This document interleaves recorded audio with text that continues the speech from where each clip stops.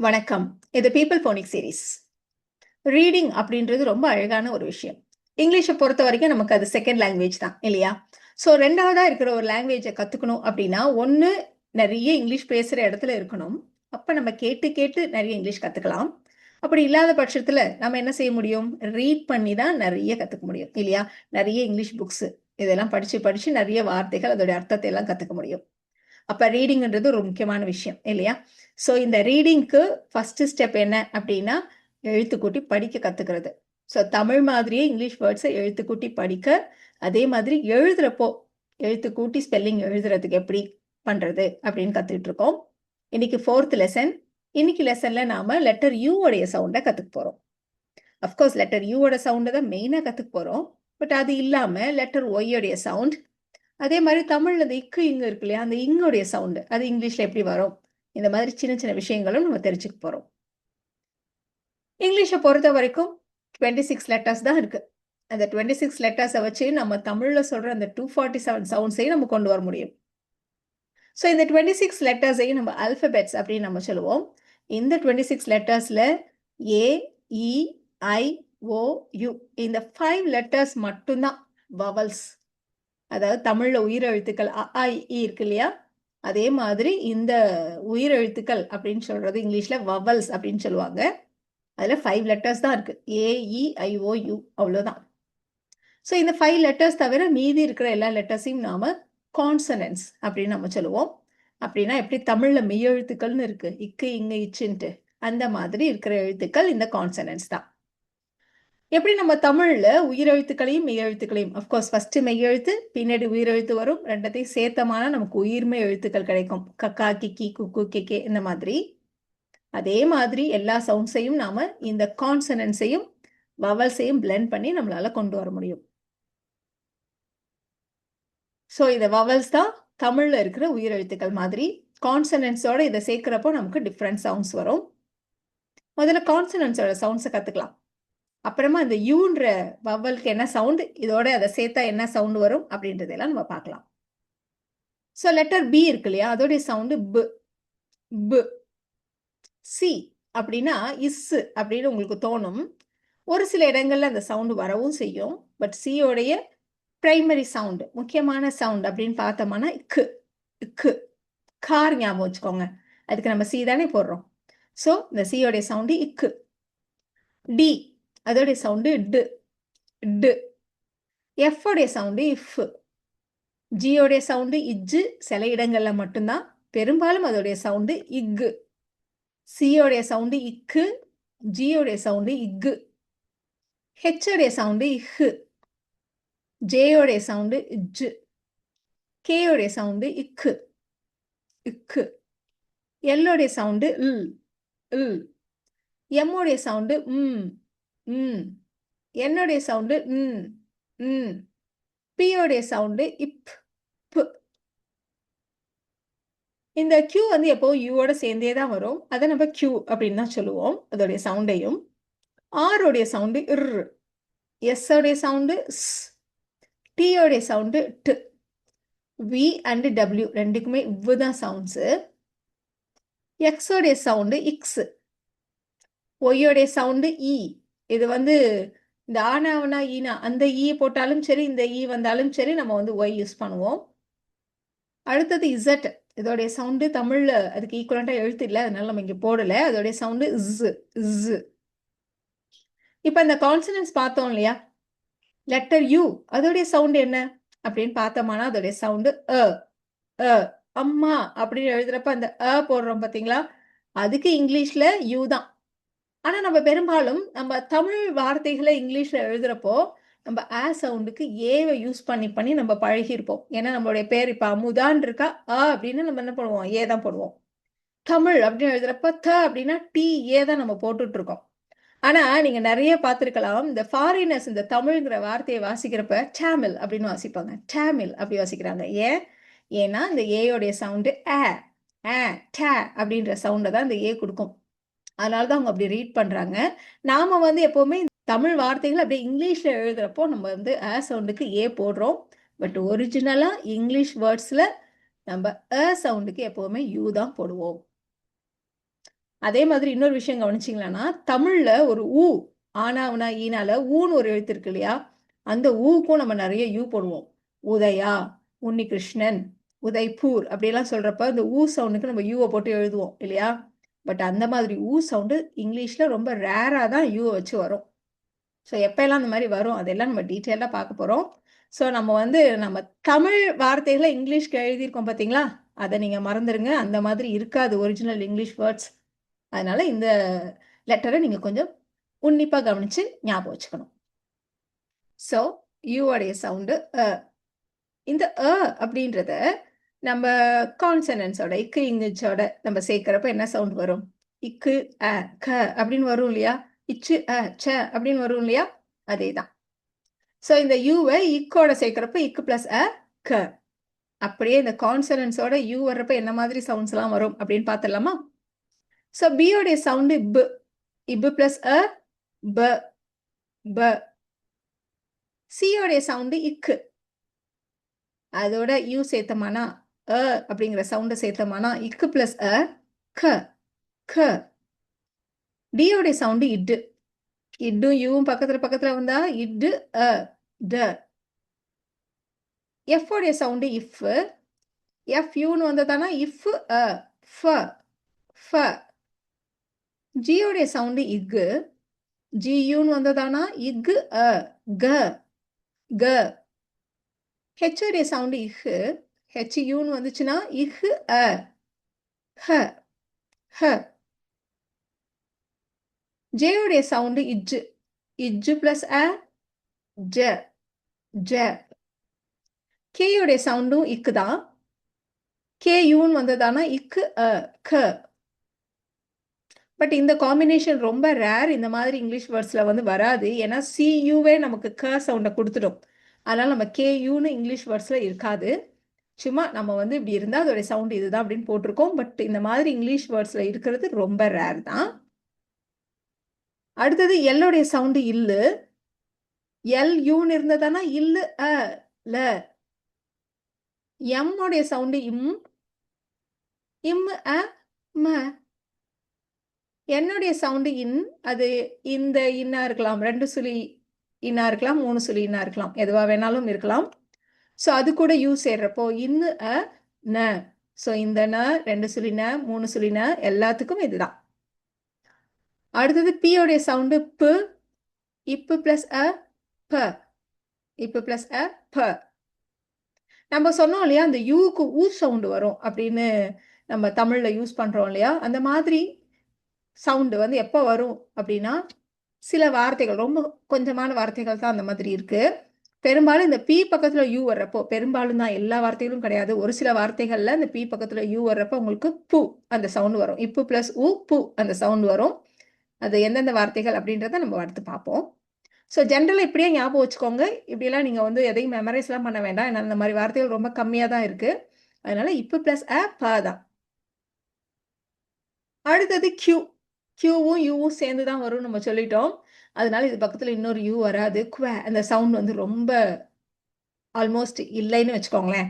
So இது பக்கத்துல இன்னொரு யூ வர வாய்ப்பு இல்லை. ஸோ அதனால தான் நம்ம போடல. அடுத்தது ஆர், அதோடைய சவுண்ட் இர்ரு, இர்ரு பிளஸ் அ ர. எஸ் உடைய சவுண்ட் இஸ்ஸு, இஸ்ஸு பிளஸ் அ ச, எந்த சவா இருந்தாலும். டி உடைய சவுண்ட் இட்டு, டியூன்னு இருந்ததானா இட்டு பிளஸ் அ ட. வி உடைய சவுண்ட் இவ்வு, வி யூன்னு வந்ததானா இவ்வு பிளஸ் அ வ. டபிள்யூட சவுண்ட் இவ்வு தான். பட் டபிள்யூ பக்கத்துல யூ வர்ற மாதிரி வார்த்தைகள் ஆல்மோஸ்ட் இல்லை. அதனால தான் நம்ம போடல. வ சவுண்டுக்கு நம்ம வி யூ தான் போடுவோம். இப்போ ஆல்மோஸ்ட் நம்ம பார்த்துட்டோம். இன்னும் ஒரு சவுண்ட் இருக்கு, ஒய், அதோடைய சவுண்டு இ, இ பிளஸ் அ ய ய. ஓகேவா? ஸோ அது மட்டும் நம்ம இங்க போடல, ஞாபகம் வச்சுக்கோங்க. இப்போ நம்ம ரீட் பண்ண போறோம். ஸோ யூடைய சவுண்டு அ. ரொம்ப சிம்பிளான ஒரு வார்த்தை, ஒரு 2 லெட்டர் வேர்ட்ல இருந்து நம்ம ஸ்டார்ட் பண்ணலாம். யூ அண்ட் பின்னு இருக்கு. யூடைய சவுண்ட் என்னது அ, பியோடைய சவுண்ட் இப்பு, அப். ஆப்பெல்லாம் இல்லை, அப் அப், அவ்வளவுதான். இந்த வார்த்தையை பாருங்க, LUXன்னு இருக்கு. Lனா இல்லு, Uனா இல்லையா? இல்லு ல. X உடைய சவுண்டு இக்ஸ். ல இக்ஸ். லக்ஸ். லக்ஸ். அடுத்து இந்த வார்த்தையை பாருங்களேன். Y உடைய சவுண்டு இ. U உடைய சவுண்டு இ பிளஸ் ய. யும் எம். யும் எம். எம் யம்மி அப்படின்னு ரொம்ப டேஸ்டியா இருக்கு அப்படி அர்த்தம். ரொம்ப சிம்பிளான ஒரு வார்த்தை. இப்பு ப. ப இன் பன். இப்பு பிளஸ் ப இன் பன். நம்ம சொன்னோம் இல்லையா, ஒரு வார்த்தை கத்துக்கிறப்போ ரைமிங் வேர்ட்ஸ் நிறைய படிங்கன்ட்டு. பன்னோட ரைமிங் வேர்ட்ஸ் கன். பாருங்க, இது இக்கு க இன் கன். இஸ் ச இன் சன். இஃப் ஃப இன் ஃபன். அப்போ இர் இன் ரன். ந இன் நன். அப்படி படிச்சிடலாம் நீங்க. இந்த மாதிரி இன்னும் ஏதாவது ரைமிங் வேர்ட்ஸ் இருக்கான்னு ட்ரை பண்ணி பாருங்க. அடுத்தது பார்க்கலாமா? சரி, இப்போ நாம ஃபர்தரா படிக்கிறதுக்கு முன்னாடி ஒய்யோடைய சவுண்டை பார்க்க போறோம். ஒய்யோட சவுண்டு இ அப்படின்னு நம்ம சொல்லிட்டோம். அதுலயும் குறிப்பா இந்த ஒய் வந்து ஒரு வார்த்தையோட கடைசியில வர்றப்போ அதோடைய சவுண்டு இ தான். அதோட கடைசியில வர்றப்போ அதோடைய சவுண்டு இ. இப்போ வார்த்தையோட கடைசியில எஸ் ஒய்னு இருந்ததுன்னா இஸ் இ சி. என் ஒய்னு இருந்ததுன்னா இன்னு இ நீ. அது 2 சுழினியா இருக்கலாம், 3 சுழினியா இருக்கலாம், என்னவா வேணா இருக்கலாம்.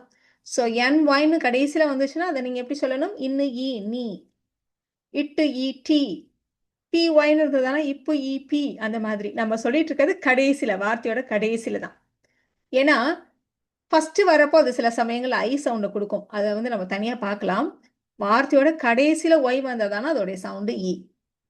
இதை ஞாபகம் வச்சுக்கோங்க. நாம இப்ப ரீட் பண்ண ஆரம்பிக்கலாம். இப்ப இந்த வார்த்தையை பாருங்க. அதே எம்ம தான் நம்ம வந்து எம்மி அப்படி சொல்லுவோம். இப்ப சூப்பரா இருக்கு, டேஸ்டியா இருக்கு, ரொம்ப நல்லா இருக்கு, டேஸ்ட் சுவையா இருக்கு அப்படின்னு சொல்றது. சரி, இப்ப இதை தான் ரீட் பண்ணி பார்க்க போறோம். நம்ம ஆல்ரெடி சொல்லிட்டோம், இது இ ய. அடுத்தது இம் இருக்கா? இம். அடுத்தது எம் ஒய்னு 2 லெட்டர் வேர்ட் தனியா இருக்கு, அதை மைன்னு சொல்லுவோம். பட் இது வார்த்தையோட கடைசியில வந்திருக்கு பார்த்துக்கோங்க. வார்த்தையோட கடைசியில ஒய் வந்து அதோடைய சவுண்டு இ. இம்மு இ மீ. இம் மீ எம்மி. அவ்வளவுதான். இந்த மாதிரி வார்த்தைகள் இங்கிலீஷ்ல நிறைய இருக்கு. இப்ப அடுத்தது கூட இதே மாதிரி தான் இருக்கும். இந்த மாதிரி ஸ்டைல்ல பாருங்களேன். இங்க பாருங்க, பி யூன்னு இருக்கு, அப்புறம் இன் இருக்கு, என் ஒய்னு இருக்கு. முன்னாடி எம் இருந்தது, எம் ஒய்னு இருந்தது இல்லையா? அந்த மாதிரி நிறைய வார்த்தைகள் இருக்கு. இப்ப இதை எப்படி படிக்கலாம்? பி யூன்னு இருக்கு இல்லையா? இப்பு ப. இன்னுனா இன். என்னன்னா இன். இன்னு இ நீ. இன் இ நீ. இது ப பன்னு படிச்சிடாதீங்க. ப இன் நீ. பன்னி. பன்னினா ஒரு முயல் குட்டி. பன்னி.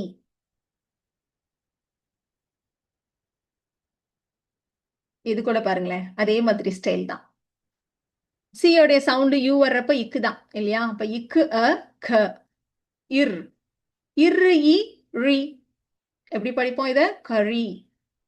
இன்ட்ரெஸ்டிங்கான விஷயம், இது தமிழ் வார்த்தையிலேருந்து இங்கிலீஷ்க்கு போன ஒரு வார்த்தை. இது தமிழ்லேருந்து அடாப்ட் ஆன வார்த்தை. இங்கிலீஷ் லாங்குவேஜை பொறுத்த வரைக்கும் நிறைய லாங்குவேஜ்லேருந்து உள்ள வார்த்தைகள் எல்லாம் சேர்த்துட்டு இருக்கு. அந்த இங்கிலீஷ் லாங்குவேஜ் நிறைய வார்த்தைகள் மற்ற லாங்குவேஜ்லேருந்து வந்த வார்த்தைகள். ஸோ அந்த மாதிரி இருக்கிறப்போ இந்த கரிங்கிற வார்த்தை தமிழ்லேருந்து போனது. நம்ம எப்படி கறி சமைச்சோம்னு சொல்லுவீங்களா, சமைக்கிறது, அந்த டிஷ்ஷை கறின்னு சொல்லுவோம் இல்லையா? ஸோ அதே மாதிரி அவங்களும் இந்த உணவை தான் நம்ம வந்து கறி, கிரேவி மாதிரி இருக்கிற உணவை தான் அவங்க வந்து கறி அப்படின்னு சொல்லுவாங்க. இன்னொரு சவுண்டை கத்துக்கலாம். தமிழ்ல இங் அப்படின்னு ஒன்று வருது இல்லையா? இங்கிலீஷ்ல அதுக்கு 2 லெட்டர்ஸை சேர்த்து தான் இந்த சவுண்டை கொண்டு வருவோம். இன் கு. இன் கு. இங்கு அப்படின்னு வரும். ஸோ இங் சவுண்ட் வேணும்னா நம்ம என்ஜி அப்படின்னு சேர்த்து போட்டுக்க வேண்டியதுதான். இப்ப வாசிக்கலாமா? இப்ப இது எப்படி வாசிக்கிறது? இல்ல ல. என்ஜினா இங்கு. எஸ் உடைய சவுண்டு இஸ். லங்ஸ். ல இங் எஸ். லங்ஸ். அவ்வளவுதான். ஈஸி இல்லையா? ஒவ்வொரு வார்த்தையும் நீங்க கொஞ்சம் பாஸ் பண்ணிட்டு நீங்க ஒரு தடவை அந்த எழுத்து சவுண்டை சேர்த்து சொல்ல ட்ரை பண்ணுங்க. அது உங்களுக்கு ஒரு நல்ல பிராக்டிஸா இருக்கும். இப்ப இந்த வார்த்தை கூட பார்க்கலாம். ஹெச்யூன்னு இருக்கு. இஹ் அ ஹ. என்ஜினா இங்கு ஹங். ஆர் ஒயின் இருந்தா இரு இ ரி இல்லையா? நம்ம பார்த்த எல்லா சவுண்டும் வந்துருச்சு பாருங்க. Hungry hungry.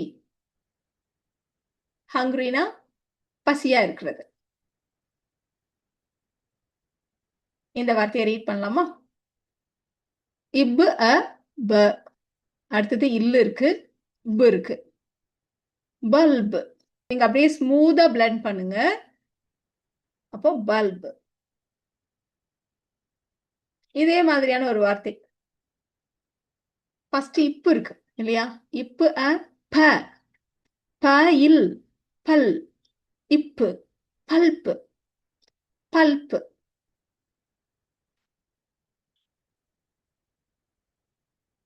இதை ரீட் பண்ணலாமா? இஜ் அ ஜ. எம்னா இம். ஜம். பியோடைய சவுண்ட் இப்பு. ஜம்ப். ஜம்ப் பண்றது சாதாரணமா எல்லாருக்குமே தெரிஞ்ச வார்த்தை தான் இல்லையா? ஜம்ப். இப்போ நாம ஒரு சில வார்த்தைகள்ல மட்டும் அந்த யூவோடைய சவுண்டு ஊ அது மாதிரி வரும் அப்படின்னு சொன்னோம் இல்லையா? ரொம்ப ஹேண்ட்ஃபுல் ஆஃப் வேர்ட்ஸ் தான் இருக்கு. கொஞ்சம் வார்த்தைகள் தான் இருக்கு. இந்த வார்த்தைகள்ல தான் கொஞ்சம் ஞாபகம் வச்சுக்கணும் நீங்க. அதுவும் பெரும்பாலும் இந்த பியோட சேர்ந்து வருது. ஒரு எஃப்ஓட பியோட இவ்வளவுதான். ரொம்ப ஒண்ணு பெரிய நிறைய இல்ல. ஒரு சில ஒரு சில வார்த்தைகள் தான். அப்படி ஏதாவது மிஸ் பண்ணியிருந்தா கூட நம்ம அடுத்தடுத்த வீடியோக்கள்ல அதை நான் சொல்றேன். பெரும்பாலும் இந்த வார்த்தைகள் இதை ஈஸியாவே நீங்க ஞாபகம் வச்சுக்கலாம் இல்லையா? சோ இந்த இடத்துல நம்ம இப்பு உ பூ இட் புட் அப்படி வாசிப்போம். இதை நம்ம புஷ்ன்னு சொல்லுவோம். நம்ம இன்னும் எஸ்ஹெச்க்கெல்லாம் சவுண்டு பார்க்கல. இதை நம்ம பார்க்குறப்ப இதை நம்ம படிச்சுக்கலாம். அதே மாதிரி இது இப்பு உ பூ. பூ இல் புல்.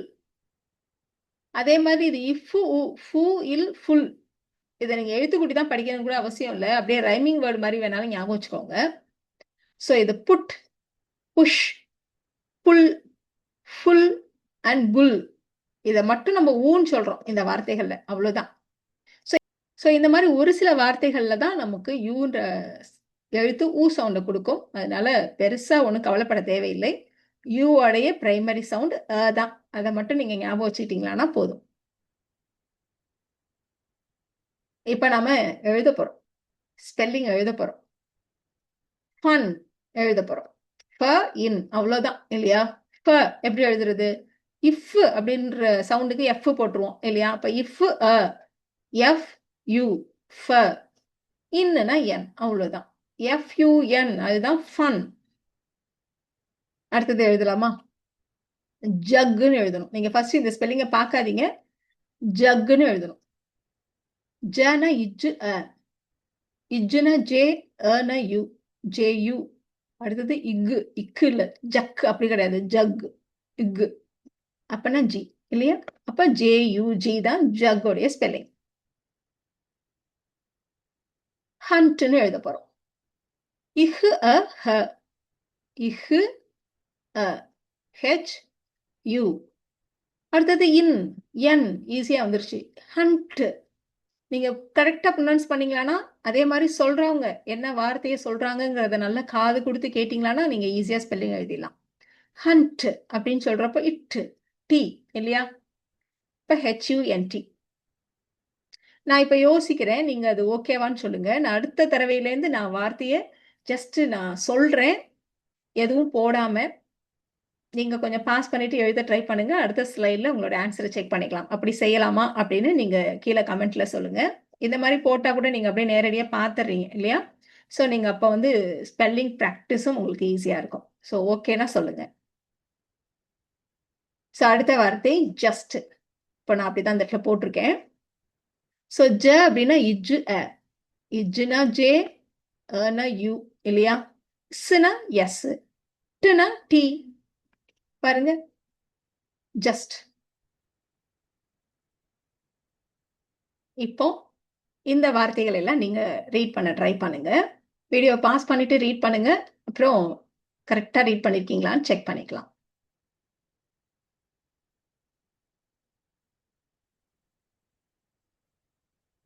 செக் பண்ணிடலாமா? இப் அ ப இக் பக். இது இக் அ க இம் கம். இர் அ ர இப் ரப். ம அ ம இக் மக். சேத்தாப்புல படிச்சிடலாமா? இல்ல அ ல இம் ப லம்ப். இஸ் அ சம் சம். ந இட்ஸ் நட்ஸ். ம இஸ்ட் மஸ்ட். இல்லையா? ப இல்க் பல்க். ம இம் மீ மம்மி. ஹ இர் ரி ஹரி. கரெக்டா படிச்சீங்களா? சரி, இது வரைக்கும் பார்த்ததெல்லாம் ஓகே தான். ஆனா நிறைய வார்த்தைகள்ல இத யூனே சொல்றோமே, மியூசிக், கியூட், இந்த மாதிரி யூனே சொல்றோமே, அது எப்ப வரும் அப்படின்னு உங்களுக்கு தோணுச்சானா, நம்ம அடுத்த வீடியோல ஒரு முக்கியமான ரூல், ரொம்ப இன்ட்ரெஸ்டிங்கான ரூலும் கூட, அதை பார்க்க போறோம்.